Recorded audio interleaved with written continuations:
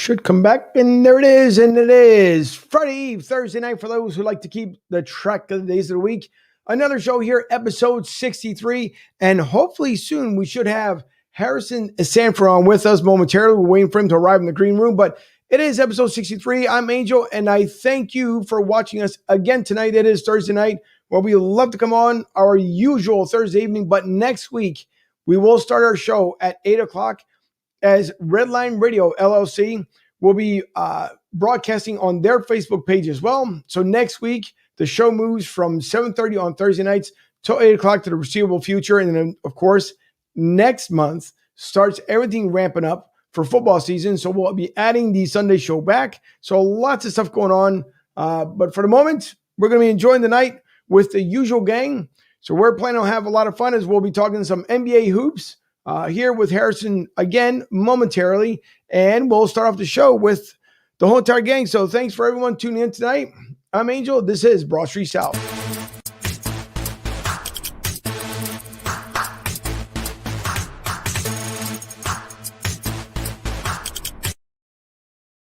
And on the other side, that one day, and I see him smiling already, one day we will catch Vito dancing. But for right now, let's see if we can make that happen. Here's Vito, my co-host.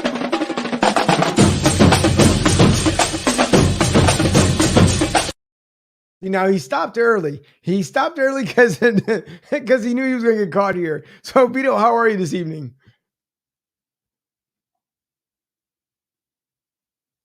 Yeah, you kept me muted. Why? I think that's impossible. What is going on, Mr. Martinez? 26 days till training camp. I know, it's coming by quick. The baseball gods did everybody a favor tonight to rain out the Phils. How great is that?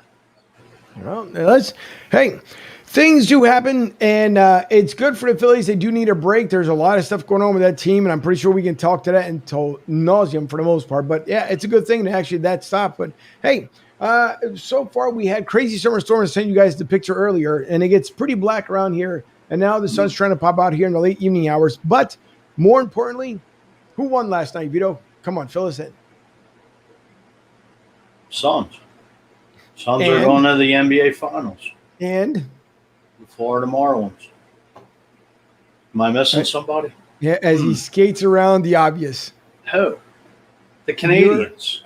Yeah, not even hard. The Montreal Habs won last night, didn't they? Yeah, in their dreams they won, but no, that's not who won. Last night, just to remind you, it was the Tampa Bay Lightning as they head back to Montreal. The Tampa Bay Lightning won last night, really? Yes. I didn't know that.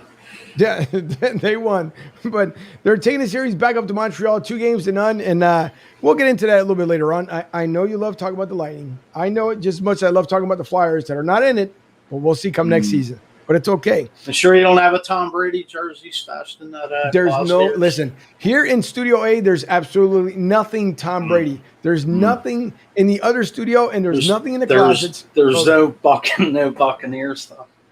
No Tampa Bay Rays. Orlando Magic.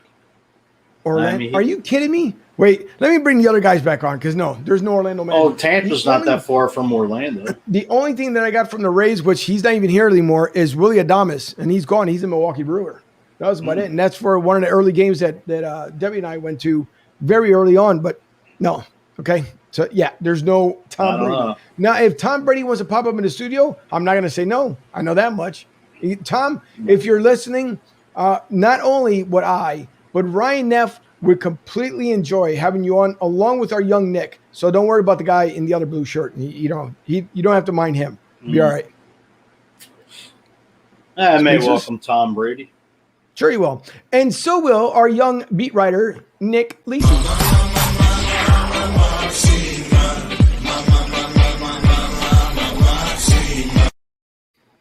Nick, how are you this evening? Ducky love it.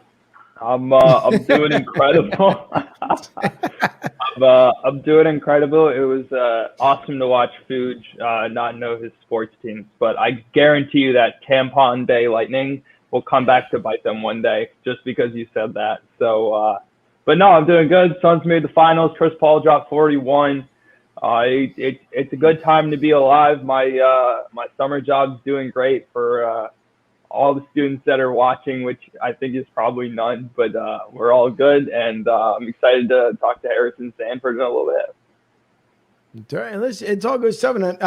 If anybody, and we'll bring in our national correspondent here very, very momentarily, but if anyone deserves a ring, I will say Chris Paul for what he sacrificed and all the stuff that he's done. You know what? I hope Chris Paul, and I did say on Tuesday night's show that his Suns will win it all, and I still believe that his Suns will be your NBA champion. So since what, 93 was the last one?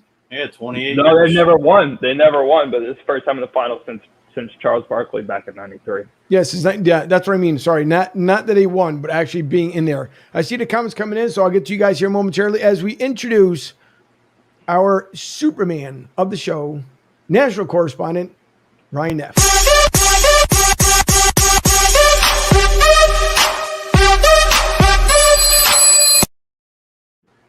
Brian, how are you this evening? Doing fantastic. Ryan Neff, great to be with you this evening. And yeah, let's bring Tom Brady on so he can teach me how to eat avocado ice cream and Fig Newton brownies or whatever the hell he eats. I don't know. Yeah, but bring him on. Come on, Tom. Just come on the show, and we can talk shop. We can talk healthy eating. Ryan thinks autogram's better than it. Talk about deflating football. We can talk about I don't know. Having people like up there in the stadium with cameras and stuff like that. So yeah, come on down. Spygate, Deflategate. Come on down, Tom. Watergate. That would be Nixon, but nice try. Well, that's where it all stems from. Yeah, like the Phillies. I won my bet. I won my bet with a couple of people. Everybody thought the Phillies were going to have a winning record toward the end of June, so I won that one. We talk. Whatever. Talk Suns. I think the Bucks are going to win tonight. As Fuji said, 26 days till training camp. So let's get into whatever. I'm ready. Are you excited? You don't seem. You don't seem excited. Fuji, I'm always excited to talk sports. Come on. Hold on here, because we got some breaking news from Shizzy. Because Shizzy says that someone has an Emmitt Smith and Derek Jeter jersey. That's a lie.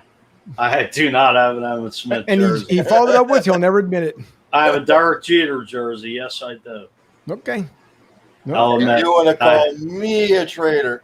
Easy there, Dallas. I'd rather have a Derek Jeter jersey than a Dallas jersey. 10W30 is seeping into your cranium, dude. That's all right. We'll see. Never.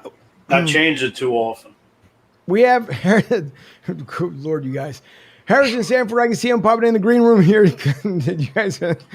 Oh boy, it's gonna be one of those nights again. that guy Shiz probably had too much to drink already. No, he sure didn't, but that's okay. I bet he did. If you guys, you don't know my guy though.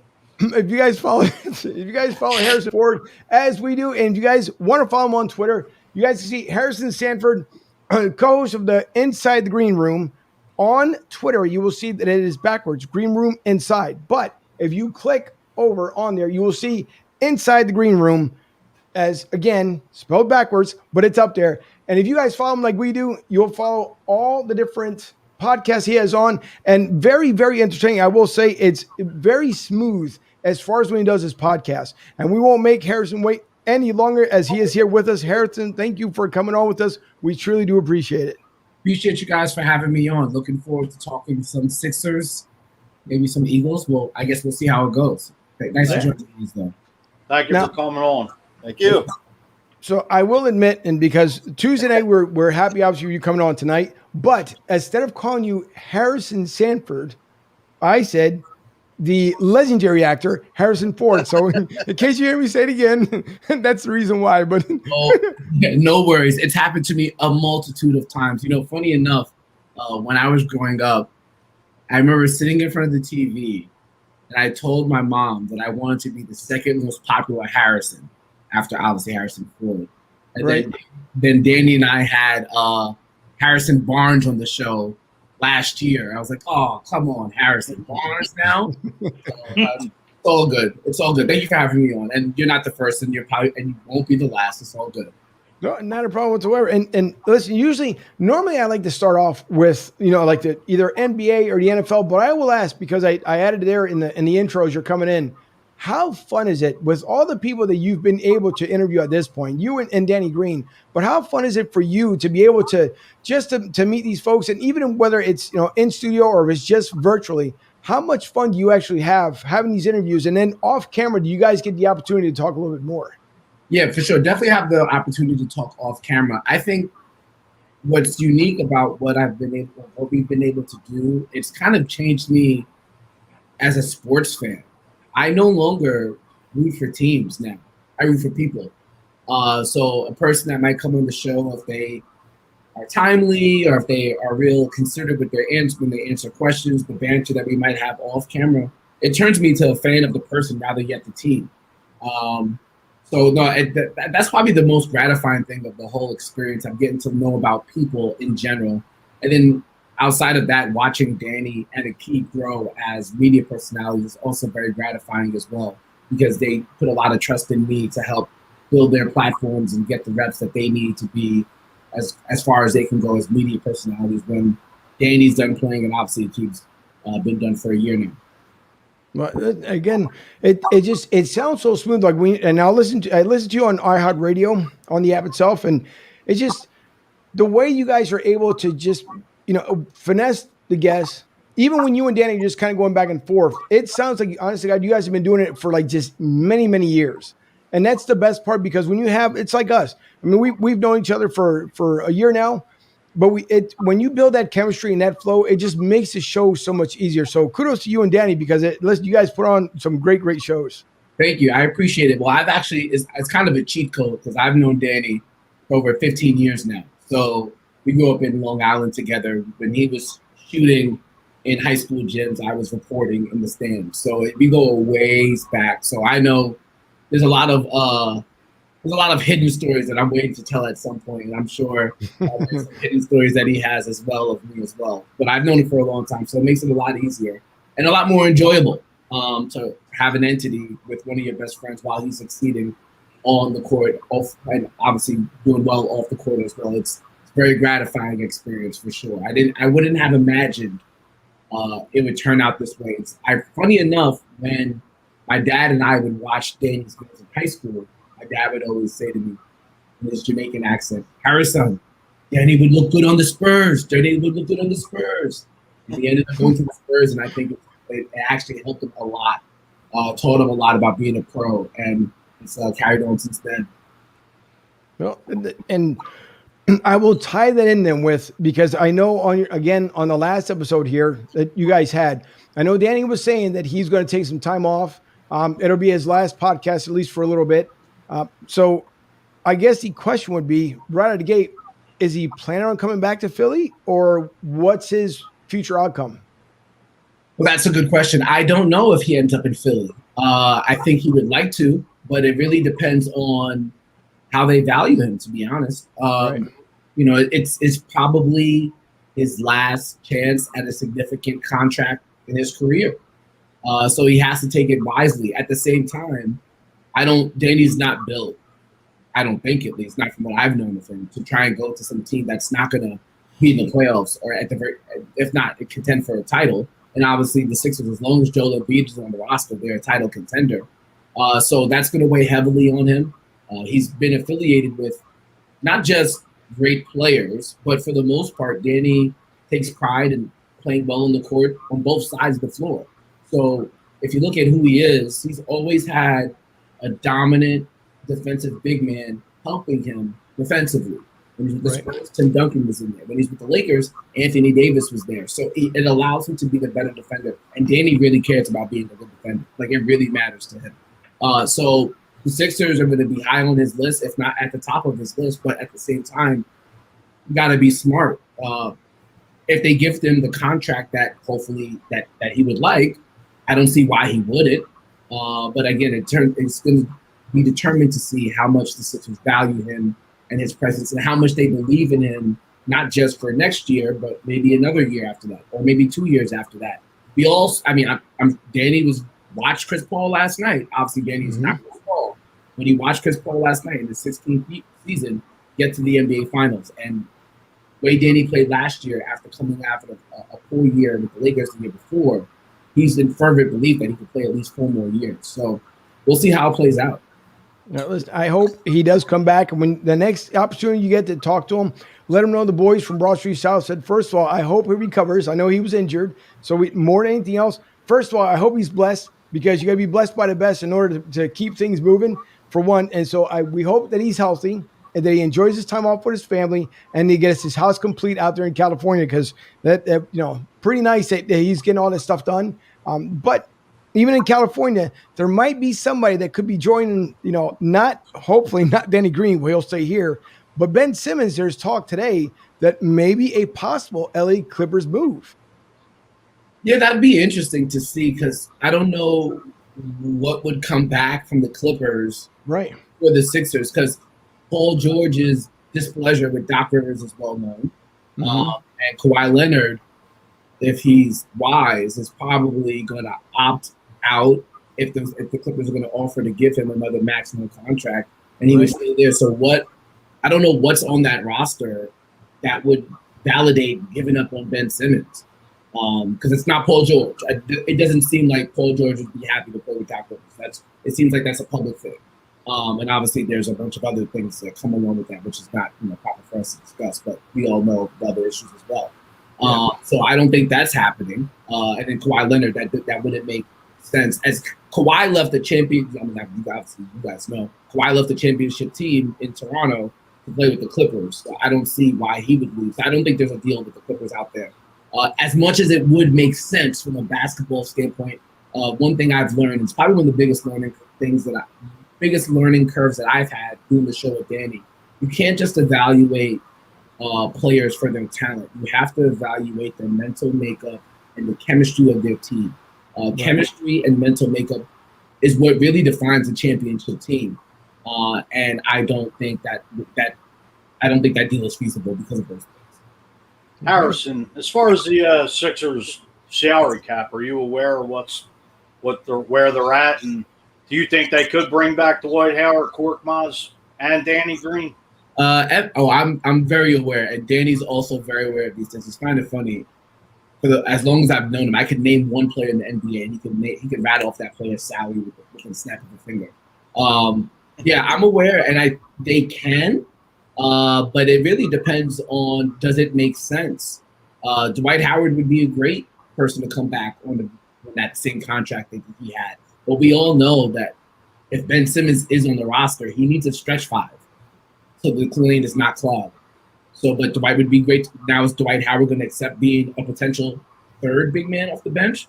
He played too well to accept that. This guy has to have a certain amount of pride so he can still have confidence in who he is as a basketball player to perform out there.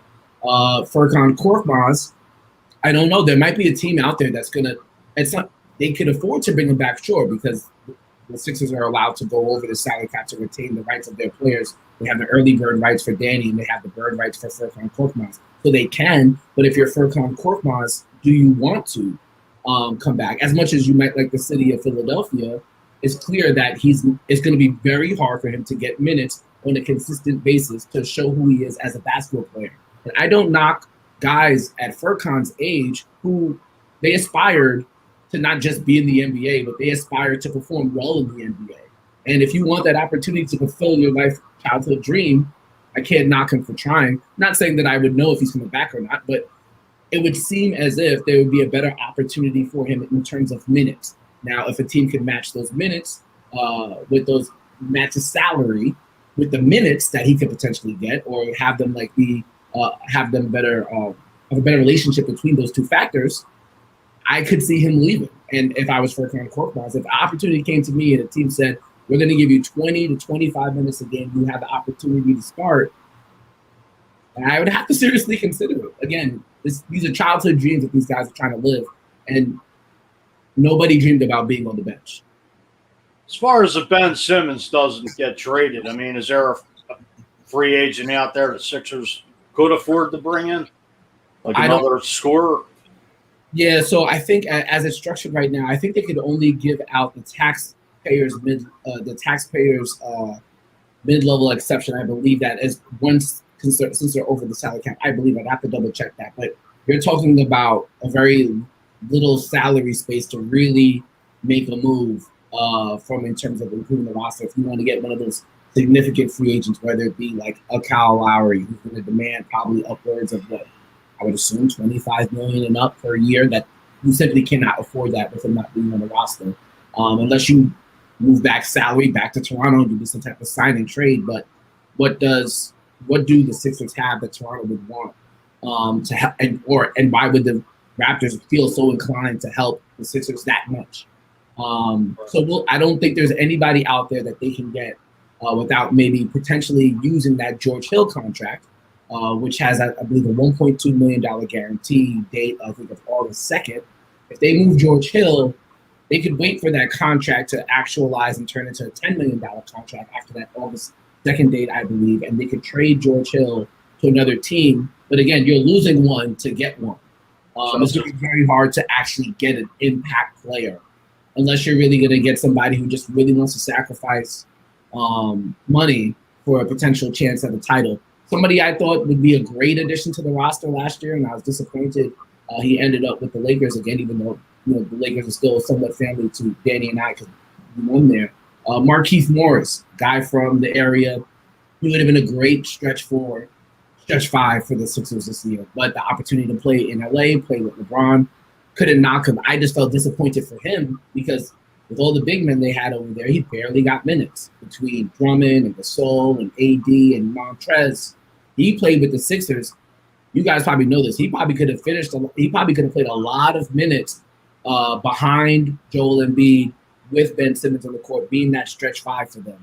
That's a guy that maybe they look at again. I know Danny was trying to, talk to him about trying to come here before last season started. So we'll see. But they don't have the flexibility to make any major moves, which is obviously, we can be frank about, which is obviously why keeping Danny is important to them because they at least can use his salary in another way, shape, or form if they decide not to actually bring him back. Harrison, I want to talk about last night's game. Suns make the NBA Finals. Big deal. Chris Paul dropped 41. What was kind of your reaction watching that game? Because obviously Chris has been in the league for so many years. This is his first trip to the Finals. What was your reaction? Happy for Chris Paul. My other reaction was disappointment because I saw the Suns beat the Clippers, who were undermanned without Kawhi Leonard, and it just made me think of the larger realm of what's happened in the NBA this offseason. So many injuries. I mean, you're looking at Trae Young and Giannis Antetokounmpo not playing tonight. What happened this year was almost a travesty in terms of the court, the product that we get to see in the court. I still watch because I love the game, but it's very disappointing. And I don't want to discredit Chris Paul at all. I don't want to discredit the work that Devin Booker's put in and DeAndre Ayton. I think Mikal Bridges is a tremendously good player for them. And they did it without Cam Johnson. Jay Crowder has had a great game last night. But it felt disappointing to not see somebody of the caliber of Kawhi Leonard out there on the court. And Paul George just did not have it. It looked like his confidence and his energy was just not there. Whenever they would send double teams to him, it looked like he didn't want to deal with them and would just quickly move the ball. And I think it was a lot of potentially mental fatigue that probably went into the course that they've had to go through this entire postseason. Yeah, you make a great point. You make a great point there. How many All-Stars have been out now? I think it's like 9 in this postseason. It's absolutely ridiculous. I also quickly want to touch. So today's the first day of name, image, and likeness for college students. I know you covered high school recruits for quite a bit. What's your reaction to that? And do you have any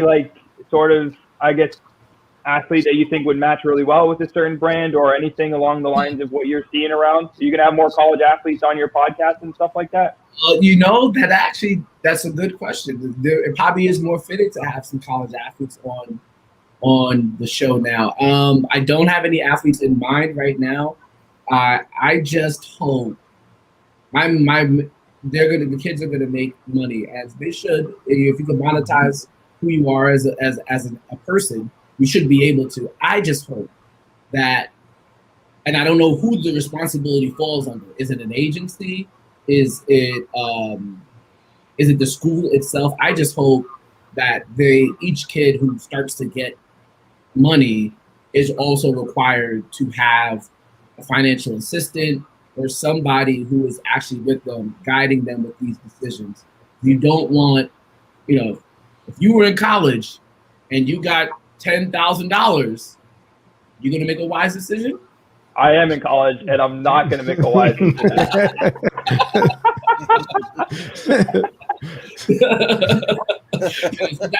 So that for me would be that's my major concern. Just hoping that if these guys and women are going to start to get money, I just hope that I don't want to say they should be mandated to have some type of representation, but I would really like that to happen because we've seen athletes get millions and throw it away as adults in society.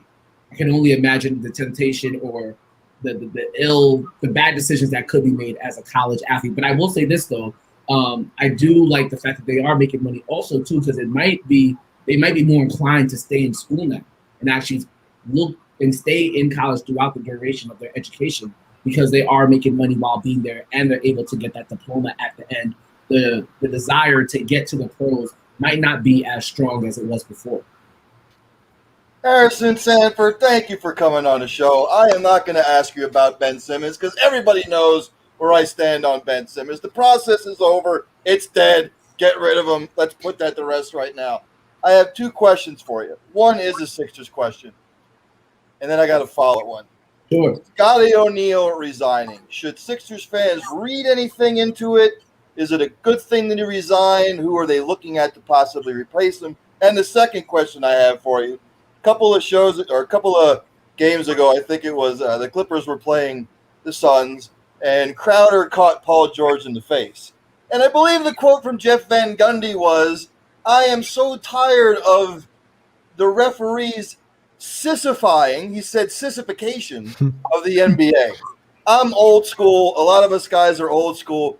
We do think it's sissified. I want to get your take on the quote-unquote sissification of the NBA, my friend.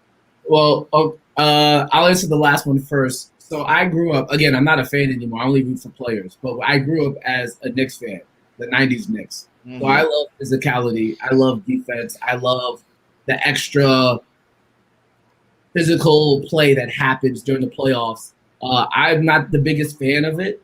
I do understand why they let some of it go. I will say this, though. I'm very happy that the NBA is looking over what certain players get away with on the perimeter that doesn't happen on the interior. For example, the idea that Trae Young averages 9 to 10 free throws a game is unbelievable to me.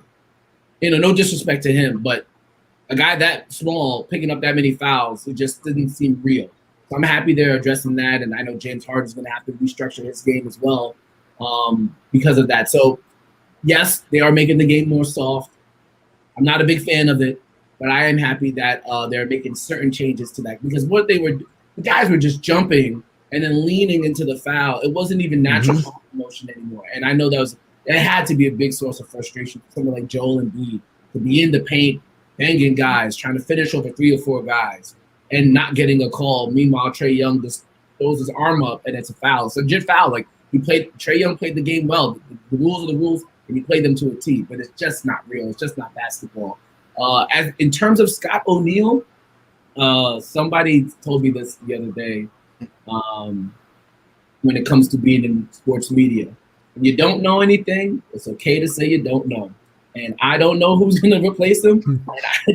And I would imagine, I think they're going to be doing just fine as an organization without him. No disrespect to them, but I wouldn't know. Right. Listen, I will say, because I know we have limited time here with you, and Harrison, we thank you so much for coming on, but I want to kind of somewhat a debate that we had the other night. So for Ryan and myself, and probably even Fuji here, because we're up there as far as the seniority level, for us, MJ is the greatest of all time. Young Nick believes that LeBron is the greatest of all time. So I will ask you, in your opinion, who is the greatest of all time? So I'm 34. I grew up watching Michael Jordan destroy the Knicks. I've also covered, not only have I watched LeBron, but I covered him when I used to work in Cleveland. I was there for his second stint for those four finals runs. Here's what I would say, and I liken it almost to the Tom Brady, Aaron Rodgers debate. Michael Jordan, hands down, is the greatest player of all time. He accomplished almost everything that you could accomplish. He played the best in the biggest moments. It's undoubtable. LeBron would envies how Michael Jordan performed in moments that mattered the most. With that being said, LeBron probably has the best assortment of basketball skills in the history of the NBA. He can do everything at a high rate. Now, it might not translate to always winning. It doesn't necessarily mean he has the killer instinct that MJ had, and not having that killer instinct might actually make Michael Jordan the better player.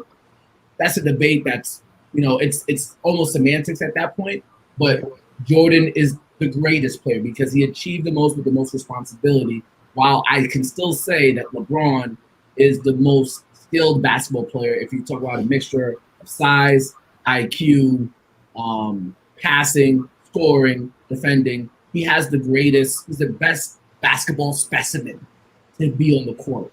It didn't always translate to winning because he didn't have the killer instinct. And one of the biggest differences, and I actually talked about this with Danny, when Jordan played, at the end of the games, he was looking to score, whereas LeBron, and history tells us this is true, LeBron doesn't necessarily look to score. LeBron looks to create an advantage. Right. And whether that advantage might come with somebody else scoring, or getting a double team and somebody else shooting, or it might turn into him just getting a layup. But he never necessarily looks to score at the end of the games. He looks to create an advantage. And that probably is the biggest difference between the two. Well, Ducky, hopefully that kind of brings you a little closure. We understand you were, a little frustrated the other night. We say he's frustrated, Harrison, but he wasn't. I'll take it. The one thing that we like to do is we like to have fun, and even after the show's over, the fun part about it is that we talk behind the scenes, and then we can get on each other's nerves a little bit if we wanted to. But listen, it's always going to be a great debate, just like you said with Tom Brady and Aaron Rodgers. Tom Brady, I personally, I will say, and Vito here might get upset. When you look at it, yes, as an Eagles fan, as we are, minus the two other guys here. But we know as Eagles fans, we didn't like what had happened in 2003 when he came to New England. But redemption came in 2017 when we were able to beat the best and then brag about it. Now, leaving from New England to come to Tampa Bay with the Bucks and basically tell everybody, hey, if you think I'm cheated, take a look at me now. And then the winning again, I mean, it's one of those things. You got to call the man the greatest of all time, no matter which way you look at it, because he did it with two different teams, but not only did it with two different teams, came to the team that he said he was going to do it with, then ended up winning for the first time ever a Super Bowl championship in their own backyard. So pretty amazing what Tom Brady did. For sure. But I also think we might be able to all agree here. Wasn't that Bucs roster probably the best roster in the NFL? Oh yeah. The offense is stacked. Yeah. That defense. I mean, certainly was. Yeah, and they're all coming back. They're stacked. I will say this though, and that I've had this conversation with the people for a while, or rather, most recently. We turn so a lot of times this year, and there were some playoff games where Tom actually balled out through the ball in games during the season. But a lot of times during the season, or just in general with Tom, he's really a great game manager, and that term has such a negative connotation to it because you'd call who would I say is a good game? You would call Trent Dilfer the great game manager, and won a Super Bowl with the Ravens. But I think maybe we need to start giving more credence to how great of a game manager Tom Brady is, and understanding who he has on the field, on the roster, where the weaknesses are. And if that means I have to hand off the ball 30 times between Ronald Jones and Leonard Fournette, then that's what I'll do because it makes us win the game. And I think it almost hurts Tom that he doesn't have these crazy Aaron Rodgers, Russell Wilson, Patrick Mahomes, 450-yard performances at the rate that those guys do. But at the same time, I do think we need to start giving more credit to the IQ that it requires to manage the game, because we can all admit here, the greatest talent you can have at quarterback is intelligence. And he's obviously at the top of his game and at the top of the league when it comes to that. No, it's true, and I was really actually surprised too, because I know we're limited on time here, but I was actually surprised that Leonard Fournette came out in an article this week stating that how much it actually hurt him being cut by Jacksonville, and he played with that the remainder of the season with the Bucs. And we're not professional athletes, so we wouldn't know and understand the way he feels. But just reading that article to find out that how much it actually bugged him, but then in the end, it's kind of like the Cinderella story because he ends up winning that Super Bowl championship that he wanted to do with Jacksonville. So it's amazing. Yeah, one team may see you as a problem, but Bruce Arians apparently did something to turn that man around, because yes, we used to hear things about Leonard Fournette. Was it major stuff? No. It's all the petty stuff that most athletes go through. But he just wanted a game time. He wanted to play, and unfortunately didn't work out in Jacksonville. But the Bucs ended up winning the Super Bowl, their second one, which we're hoping that's what Nick Sirianni will end up doing with the Eagles, because seems like 2017 was just centuries away, even though it's not. But the last question I'd like to have with you here before we end up wrapping up, what do you think the expectations are of not only the Eagles, but what Nick Sirianni will do with the Eagles this season? Well, I think there has to be patience. I think he's coming into a very underrated division. We also the Cowboys last year, tremendous offensively before Dak went down, and even pretty solid when Andy Dalton took over for him. I think they're a tremendous offensive team. Defense can only get better there. So that's problem number one. Number two, despite what's going on with their front office and the ownership group, the Washington football team is stacked. Between getting Curtis Samuel, I forget Terry McLaurin as a wide receiver. Ryan Fitzpatrick is not a world beater at quarterback, but we've seen almost everywhere he goes, he stabilizes the team at quarterback position. And that defense is one of the best in the league. Chase Young is a stud, and they're going to put a lot of pressure on quarterbacks. And then we saw last year with the New York Giants, while they weren't great, they almost made it to the playoffs, and their defense took a big leap with Joe Judge at head coach. James Bradbury was really solid for them at the corner, and Saquon Barkley's coming back. Kenny Golladay is there, and on top of that, there's probably a make or break year for Daniel Jones. So all those head coaches in that division have experience. Mike McCarthy with the Cowboys, he's been in the coach for a very long time. Joe Judge at least has a year on Nick Sirianni, and Ron Rivera has been revered as one of the best coaches in the league. So, and you're dealing with Jalen Hurts, who's really going to get his first real opportunity to lead a franchise as a quarterback.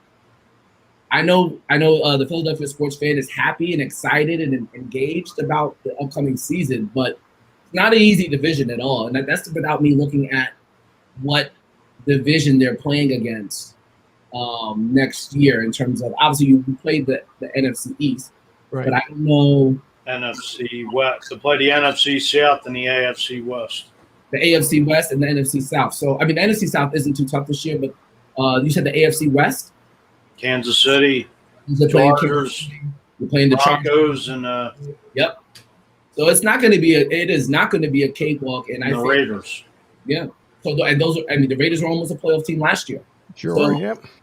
So I think you have to be really cautious about what you would expect maybe the final win-loss record to be because of those things.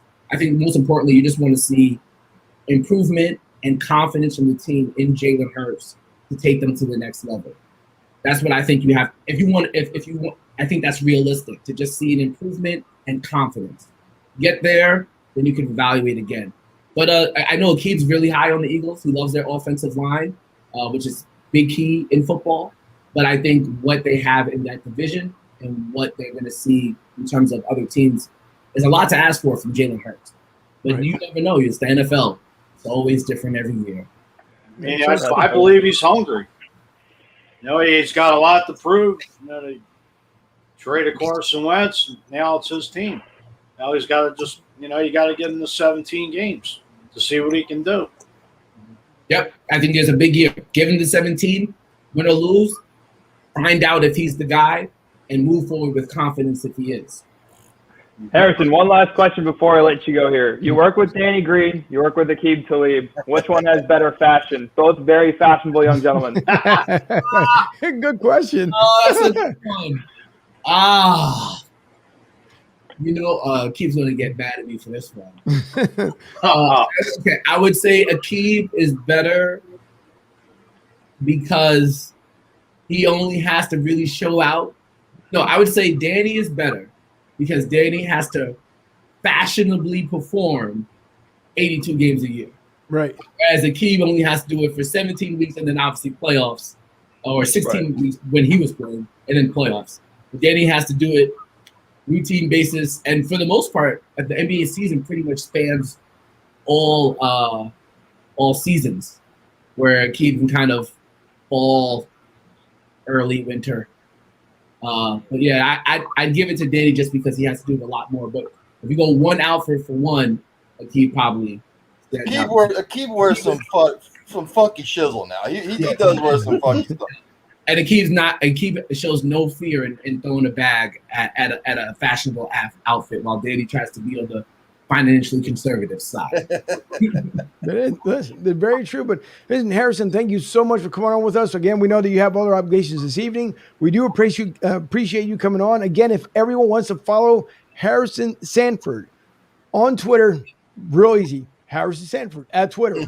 So follow him, give him the follow, just like the rest of us do here on the show. Thank you for coming on, and we would love to have you back on somewhere around the football season as it gets ready to kick off, because we would love to get some more NFL talk out of you if you don't mind.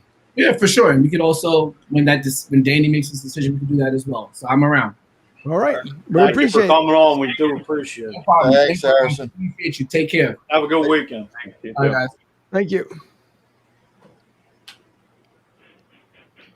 All right. Well, look who's there.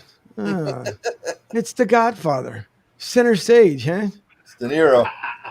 Fair. It's a good interview there by Harrison Sanford. Again, you guys, if you guys want to check him out, I'll bring up the screen here once again so everyone can see. Well, let me click on that and everybody can see it here. Again, if you guys want to follow the guest we just had on right now, Harrison Sanford, again, on Twitter at Harrison Sanford. And then also if you click on his handle there, we're inside the green room on the Twitter handle there, Green Room Inside.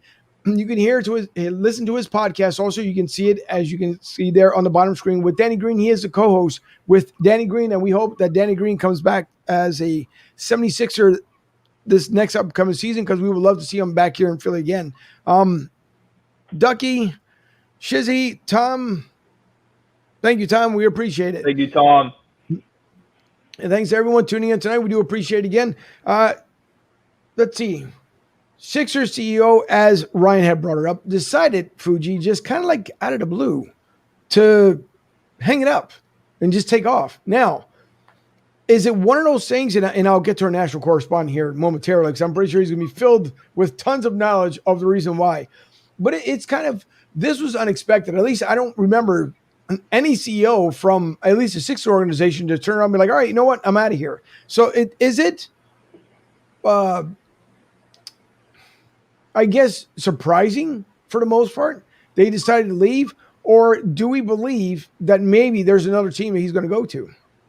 Well, that's possible. And I mean, to me, it's, as they say, where there is smoke, there's fire. But it's not like it's Elton Brand or, walking away. I mean, maybe he just got burned out after, the whole Ben Simmons thing and everything going on. Maybe he just wants another challenge. And plus, he was the CEO of the New Jersey Devils, which Josh Harris also owns. So maybe he just wants to get out of sports for now and just take a break.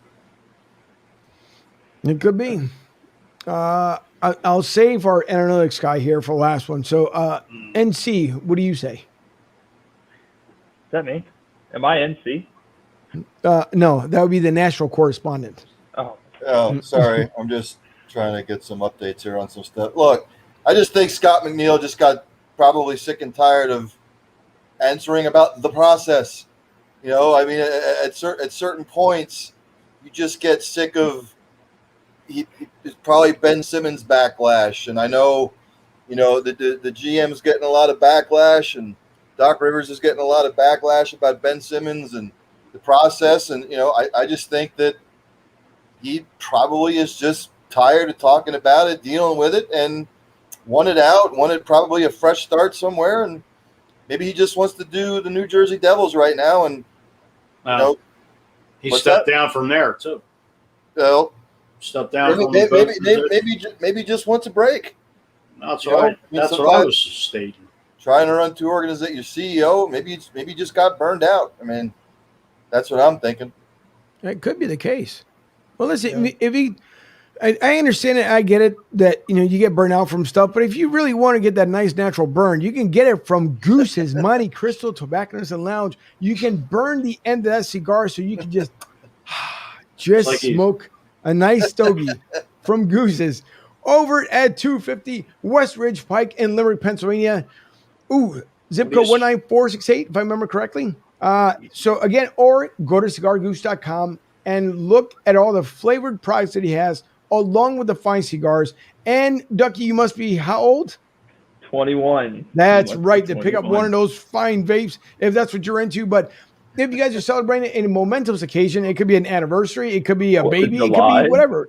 Yeah, listen, cigargoose.com, check it out and look at the catalog. And by the way, if you stop by and let Goose know that we sent you, at least he'll say hi. I don't know. I'm not going to offer any discounts here because we can't, but I'm pretty sure he'll say hi. So I just wanted to give you an update on something that just flashed across my screen. What's up? The NFL has fined the Washington football team $10 million after investigation into workplace culture. Dan Snyder has been taken off day-to-day operations. Oh, that came out last year. Holy crap. That was actually a special that was on either ESPN or NFL Network about, he was going up to women in the office, groping them, and a couple cheerleaders were actually even victims of that too. That came out. And also, and this will interest Ducky, because of the ruling about the NCAA and players getting compensation. It's about time. Ex-USC star Reggie Bush wants his Heisman and his stats restored. Yeah, I did see that. I saw that too. Yeah, I did see that. Bobby Bonilla is getting paid. Yeah, you got his Bobby Bonilla Day, $1 million a year. Till 2035. Not bad. That is amazing. That's crazy. It's amazing. But as far as Dan Snyder, listen, we did talk about it last year with that goofy DCU team down there in Washingtonville. Dan Snyder deserves to be outed, period. You shouldn't. You're from day-to-day operations, so what? You're still the owner. You need to be let go. From what was told from that story, and it was funny because a lot of people had doubted that story when we initially had talked about it, and people had said, oh, it's going to be whatever. It's not going to be a big deal. It's not going to be this. You're never going to find anything whatsoever. But the one lady who spoke out to put herself out there, I'm pretty sure now is probably celebrating tonight with her favorite beverage, whether it's coffee or champagne or whatever case may be. And I'll try to find it at some point. But I'm pretty sure she's happy. And I'm also certain she would have not come forward if the story wasn't true. Just because you are an owner of an organization does not mean that you're better than God. If you want people to work with you and have a great team, come together, just say what you have to say, but don't put your women out there on a platform. Don't do that. You're putting women in an uncomfortable position where they shouldn't be in the first place. If you can't wow them with your personality, a woman should not be used for that wow factor. And I'm telling you that because I've never used in my life ever anyone as a wow factor to be like, well, if I can't schmooze you over, let me bring so-and-so over here. That's not the way it works, folks. So whatever comes Dan's way is well-deserved because you should never put those women in that place. And I'm quite sure he probably lost a lot of good workers because of that. And who knows, there's probably men, too, that were uncomfortable. But, whatever, they'll probably use the guy code thing and saying that we didn't see anything wrong. But once Dan walks away, maybe the rest of them guys end up talking. But $10 million is probably not even enough. And that money should go to those women that were harassed and put in compromised positions that he should have been in the first place. So, oh well. I know Ron Rivera walked into a situation where he really shouldn't have walked into, but coaching aside, I'm pretty sure Ron was more worried about his cancer situation. Again, thank God he beat it, and he's doing much, much better. But Ron Rivera, not Ron Rivera, Dan Snyder, see you later. Beat it, stupid, because it's not needed in the NFL. I'm sorry. And not just in the NFL, any major league level, any workplace level, any nonsense. So beat it. Goodbye. That's my 2 cents in that box. Yeah. I mean, you're right. I'm reading this article here. It says that all the senior executives, including the signers, will take part in training and workplace conduct covering topics such as bullying, diversity and inclusion, LGBTQ plus issues, microaggression, and unconscious bias. I mean, I don't even see how that's even close to enough to, that just seems like a slap on the wrist. And I'm also reading here, Lisa Banks and Deborah Katz, who represent 40 former employees, said in a statement that the NFL chose to, quote unquote, protect owner Dan Snyder instead of the fine amounted to pocket change.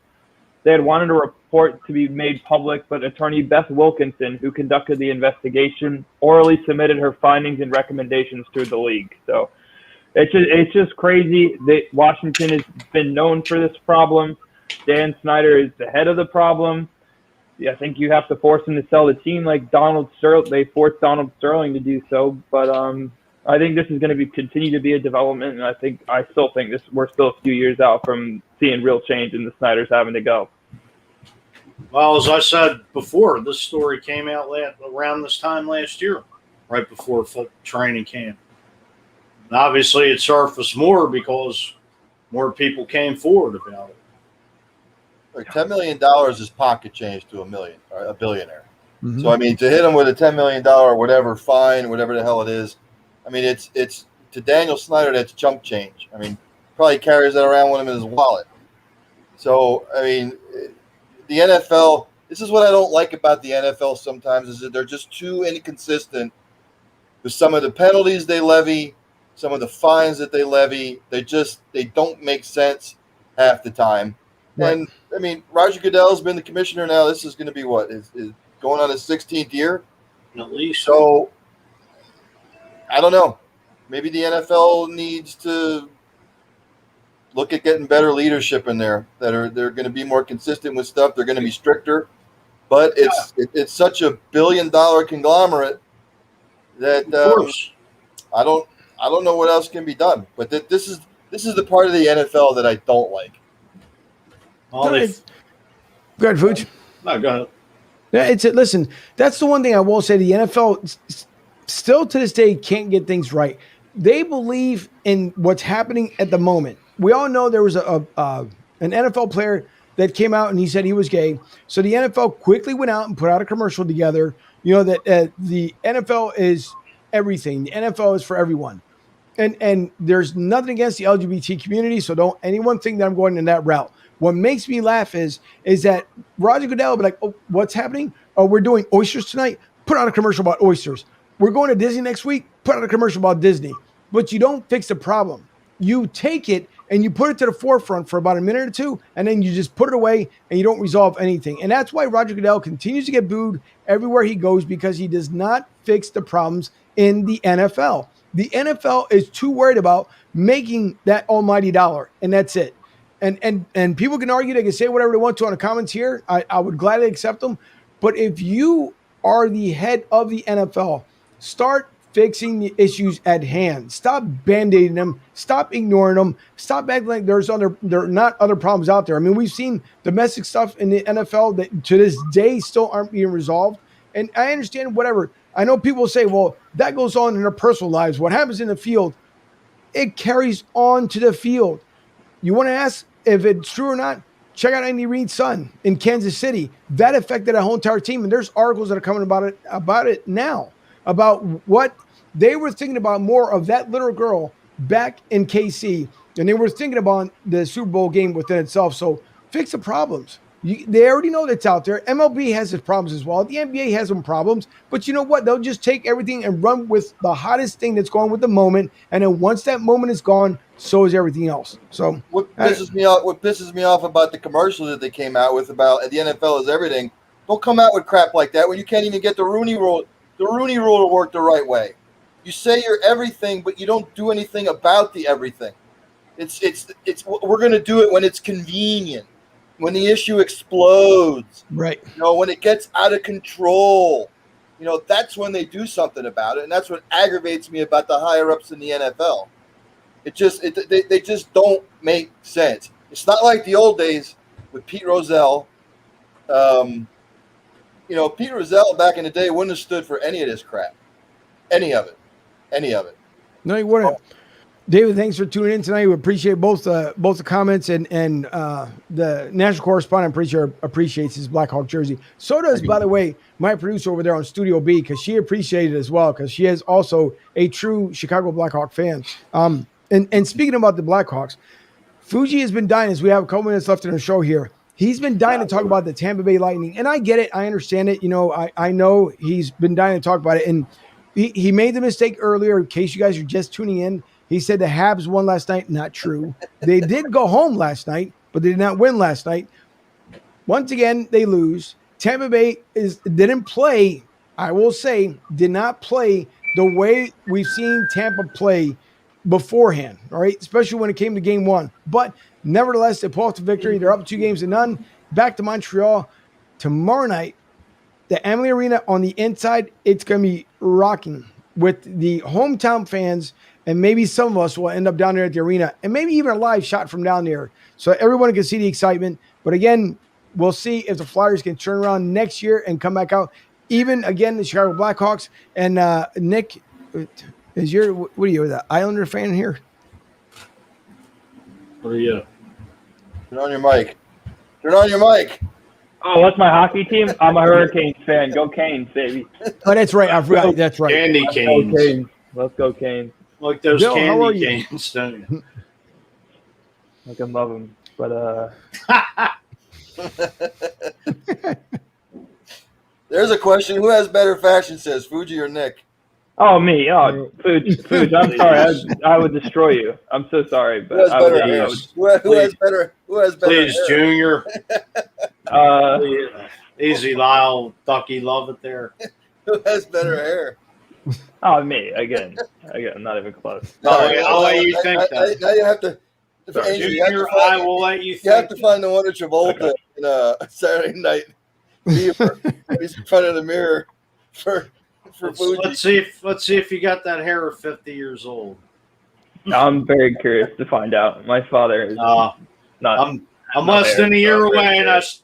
and I still change you oil every 3,000 miles. Fu- Don't worry. Oh, Mr. McManus, you're killing me. No.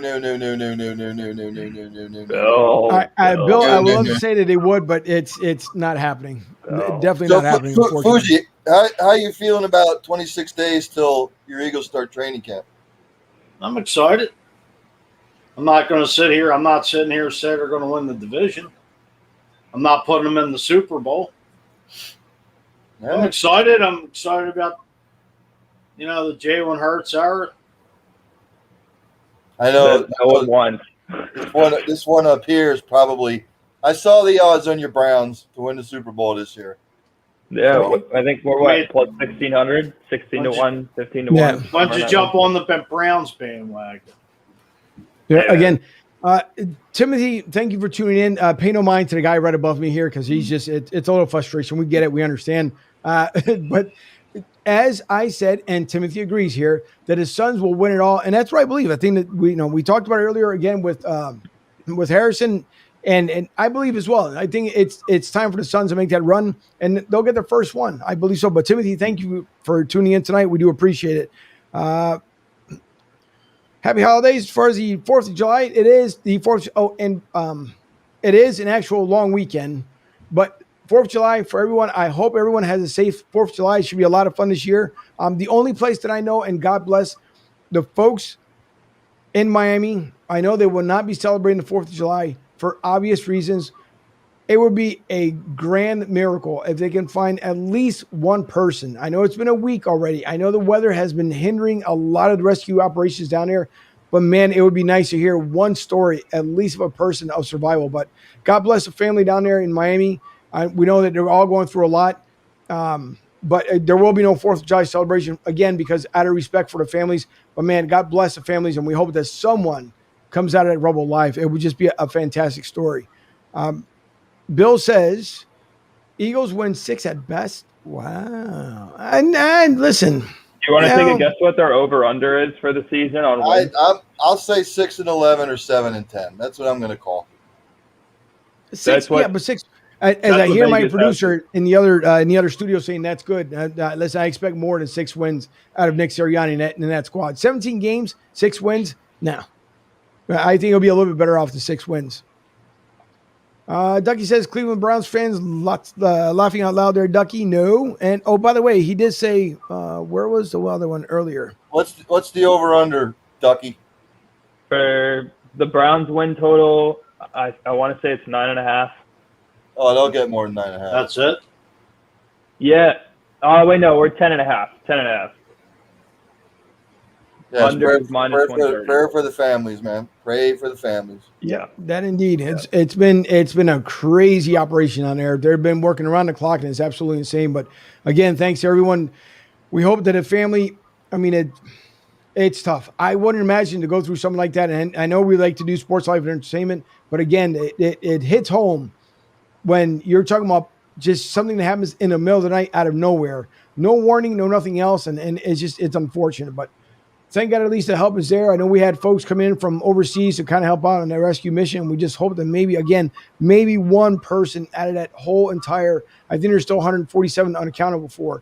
But we hope at least that he find someone out of that rubble. It's going to be tough, but we hope. But again, we pray for the families. It was on the news last night. Pennsylvania, New Jersey are sending rescue workers down as well, being deployed.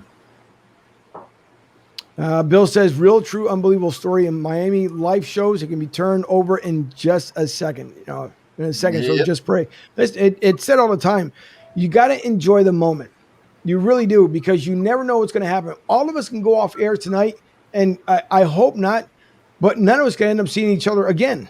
And, it's just the way life works. You have to enjoy the moment. Live for the moment. Yes, we can plan for the future. We can plan for tomorrow. We can plan from, a year from now. No one planned for the pandemic, but, it happened. But we all enjoy the moment because we don't know. You cherish those moments. And if you have someone, by the way, in your family that maybe you haven't spoken to in a while because, you may have had a little friction, whatever the case may be, try to reach out to that person, make amends, because the worst thing is to go to your dying grave and never handle that business when that person's around. Even if you never saw eye to eye, you know what? Come together at one point or another, because we had a show not too long ago, and I'm pretty sure we're going to bring it up again as far as when it came to suicide prevention and families. And listen, we know none of us are perfect. If we were, as I say it all the time, we'd be up there with the man upstairs. We wouldn't be here. Everyone has flaws. Everyone has all kinds of things goes on in their daily life, but love the person you're with. For these guys on the screen, they know all of us have love for each other. Even if, myself and Nick, we've met, but my other 2 guys will be able to meet there September 12th. But even then, I still have love for these guys because it's a family unit no matter which way you look at it. And if something happens to any of our family members, we would just be grieving as much as, someone else that we didn't meet. So always make sure that if you're home with your wife, you're home with your husband, you're home with the same partner, and you guys love, and care for each other, turn to that person every night before you go to bed and just tell them that you love them, because you don't know even if you'll go in your sleep. We hope not. We hope to see you the next day. And the only person that makes that happen is God. So make sure that you never forget that man is always in your life and never leaves your side. And I'll kind of leave it at that point there. As always told, don't go to bed mad. Yep, that's true. That is true. Never know. I say to people all the time, everybody thinks they have this inordinate amount of time to say I love you, or I'll get to it next week, or I'll call him next week. I know I haven't talked to this person in a long time. I'll eventually get to it. Do it now before it's too late, because guess what? Before you know it, it's too late. It's true. So just do it. Whatever grievances you have, put them aside just for 5 minutes, just to see how somebody's doing. I've said it before and I'll say it again. I've gone to too many funerals over the last 5 to 10 years, and I hear the same thing all the time when I'm there. Man, I wish I would have just had a little bit more time, or I wish I would have had a little bit more time to call, or, I should have done it sooner. Or don't be one of those people, man. Don't. Next week doesn't come around. Do it at ASAP. It's true. Even for our young Nick, our beat writer, God bless him because he's starting his life, his career. I mean, the ripe age of 19. We know that the party, everyone hears about the college parties. For those who have attended college and were blessed to go to college, we know there's parties and stuff out there. We have a young beat writer that is trying to do everything he possibly can to have a successful career. Is he going to have fun in the process? Of course, but Nick is going to make the good choices that he knows he needs to make to get to the next level. You know what? At the age of 35, when he's a rich tycoon and loving life and having fun, he can have all the fun there and he'll make good choices. And anyone, by the way, who's watching this tonight, and they will love a young analytic reporter, someone from Clemson University, possibly a sophomore, our beat writer, Nick Lisi, available. Hey, thank you. Just Thank available. Just put it out there. Thank you for the love, Angel. I agree with everything y'all are saying. Minus Ryan, he told me I need to eat more vegetables. That little prick. Eat those veggies.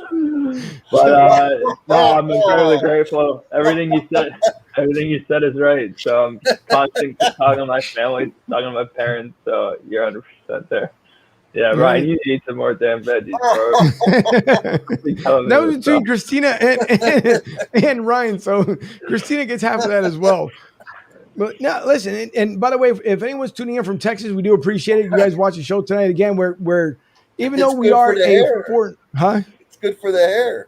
It sure is. Throw the picture up. Throw it up. I'm gonna lose Hold on. I'll lose it. Throw it up. Throw it up in the corner. Give me a second. Love it. Oh, thanks. There's your boy. It's up there. You want it, you got it. Just the way it works. It's Nick Lovett, folks. Nick Lovett. He'll be here all night.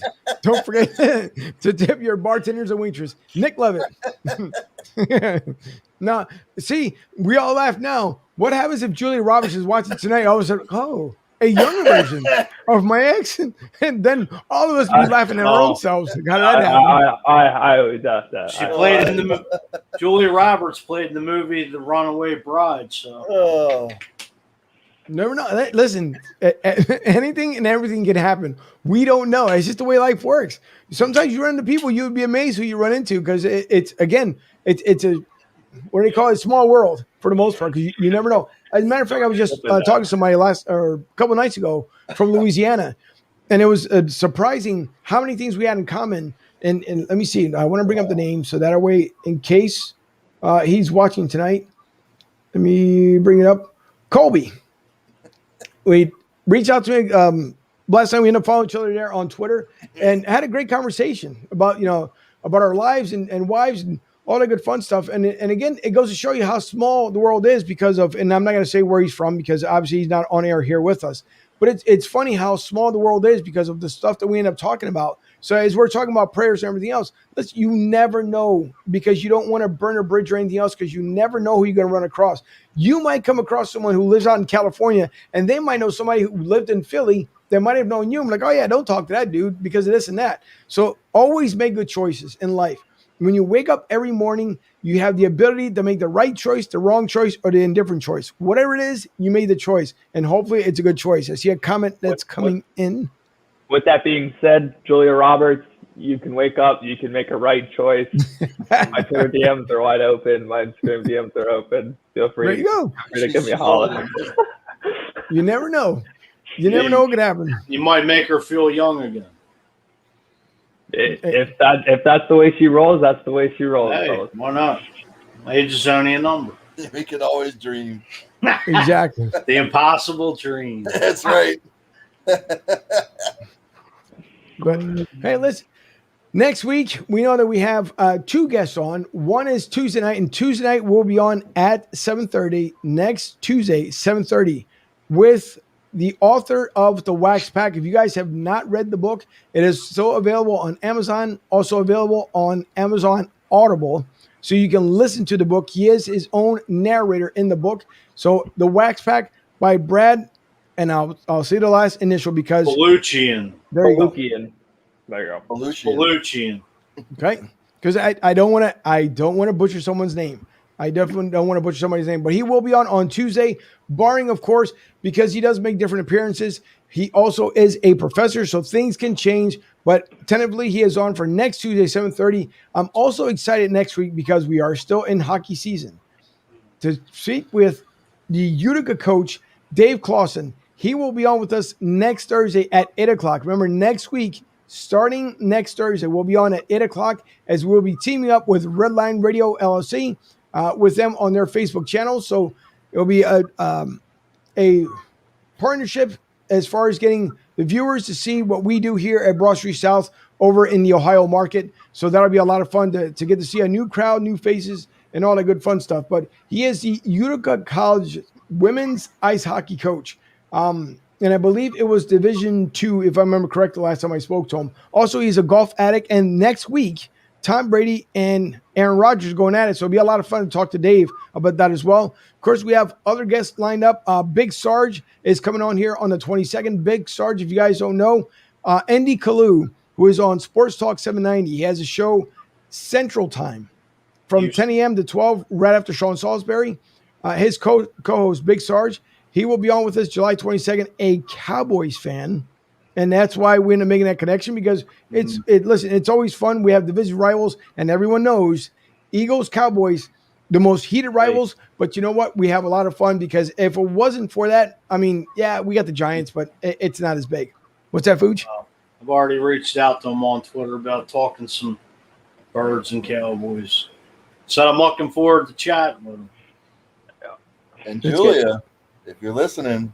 Wait. No. Julia's married. She's been married for almost 20 years. Julia, don't hit me up. Maybe she can show up to a Clemson game. Could happen. With the husband. With their husband. That's right.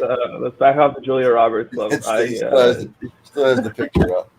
Yeah, she's got multiple kids.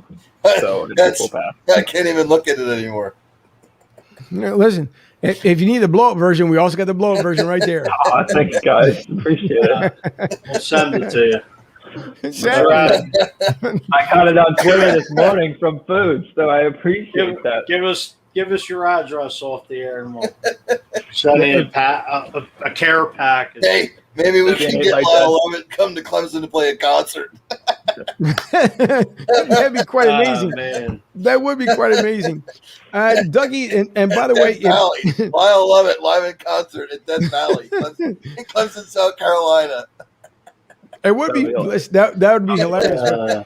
In case you guys missed the show on Tuesday, go back and you can watch it on BroadStreetSouth.com, episode 62, or find it on your favorite podcast, iTunes, Spotify, Google Podcasts, Podcast Index, Amazon Music, Amazon Audible, and iHeartRadio. So you guys can check them out. You know, if you're traveling this weekend, matter of fact, give us a listen. The other episodes that we had, if you go all the way back to episode 1, it's a world of difference from episode 1 to now episode 63. So if you guys get the opportunity or drive around, you just, barbecuing in the backyard, weather permitting, for a lot of places, check out our past podcasts here on BroadStreetSouth.com. That's BroadSTSouth.com, and or on your favorite audio platform. Fuji, as we're getting ready to end the show here, Ducky says, Coach Ducky, are you going to the Eagles open practice on August 8th? It's a possibility I may be there. I'm waiting to hear about tickets. Celebrity appearance? I'm usually at a lot of Eagles functions. Yeah. Not every game, but. Yeah, he'll be back on with us in August as we get ready to talk football talk. And we are following a running back that he will keep us abreast of what goes on throughout the season with the running back here. Also, Tom, thank you so much. Great show tonight, guys. We appreciate it. Tom, always for tuning in, along with Dave from Boston. Good discussion, guys. Thank you. We appreciate it, David. And to everyone else, come next week again. We will see you guys on. And there's also one more. There was one more, and I got to remember the date. I know because I got so many dates in my head right now. But also August 30th. What's August 30th? No idea. I'll fail me. We're still getting information. It wasn't. Wish everybody a happy July 4th weekend, everybody. I want everybody to stay safe while these guys are trying to figure out what the hell's going on in the future. Well, no, because we haven't gotten the complete information yet. That's the only reason why I'm not saying it, because we don't have all the info yet as far as golf outing. But as soon as we get more info from it, We will let you know. It's Leslie Goodell. There is going to be a golf tournament. No information has been released yet, so I don't want to put anything out there prematurely because dates could change because of weather and all the good fun stuff. But as soon as we find out from Leslie, we will forward it to you guys. It will be back in Pennsylvania.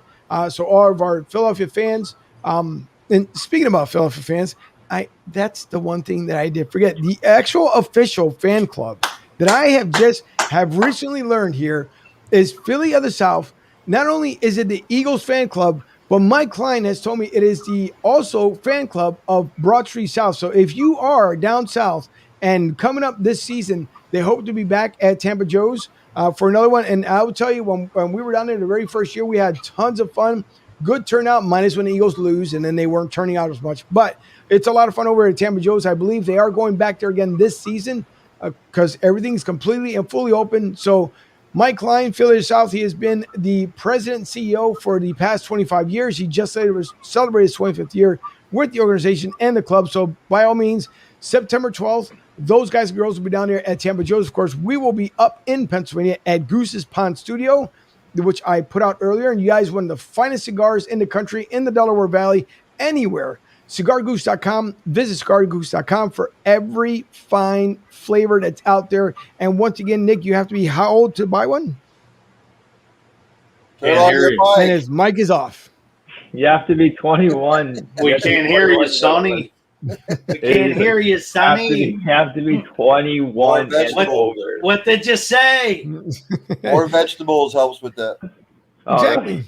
Oh, and of course, Dougie also, Coach Dougie has a fantasy football league going on. If anybody wants to join, visit his Facebook page, Ducky Cornish. Facebook, Dougie Cornish, if you guys want to join his fantasy football league. And Bill, also happy 4th to everybody. Enjoy, even though no teams to watch. Be safe, have fun. And listen, that's true. But come Monday, though, Bill, if you want to watch the team, Tampa Bay Lightning will be playing that Monday. They moved the game from Sunday to Monday. So if you want to watch a game, watch it on Monday. Because, again, Vito, just as much as he absolutely loves and adore Howie Roseman, he's become a huge fan of the Tampa Bay Lightning. We all know it. That's what we say. All that Tampa Bay, Champa Bay, Tampon Bay, whatever you want to call it. Green Bay. Anything else? The back bay, the front bay, it doesn't matter. Nick always, every time, anything that I didn't mean to goes out of Fuji's mouth that's borderline, Nick just has this look on his face like, that's all right. Dude, why did you just say that?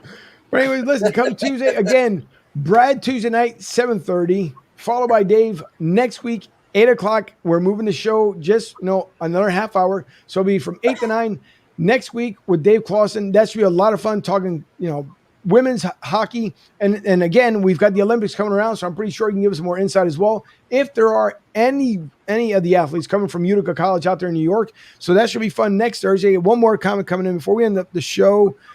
Bill says Canadians hope to shine the Stanley Cup. Bill. We'll discuss the have-nots. Yeah. Bill, matter of fact, I'll reach out to you on Facebook as the game goes on tomorrow, and we can go back and forth and see what happens. Now, I will say, all jokes aside, the Montreal Canadiens head coach is back tomorrow. So we may see that Canadian team that was making that terror run to get to the Stanley Cup. So we'll see. It's not going to be a sweep by any means. I said it was going to go 7 games. Right now, it looks like it may not go 7. But if Tampa wins again in Montreal, boy, it's going to be tough. It is going to be tough. So we'll see. So Bill, I'll definitely get back to you here. And I know you're watching on YouTube, but I'll look you up here on Facebook if you have your Facebook page. Either way, but if not, look me up on Facebook, and then we'll kind of go back and forth here as the game continues. But to everyone else, we hope you have a great, happy, and safe 4th of July. Once again, always love, support your family in whatever they do, and make sure you're always by their side no matter what. And whatever goes on with your family, make sure you find love for each other. And if you have kids, your wife, your family, even if you're single, make sure you love yourself, love your family, love each other, because it's the best thing that we can do. So everyone, have a great night. For Debbie, my producer in Studio B, for our national correspondent, Ryan Neff, for our beat writer, Nick Lisi, a.k.a. also known as Dougie, and for Vito Corleone, Mike Fuji Fiordimando, we thank you guys for watching. We will see you all next week. Have a fantastic 4th of July weekend.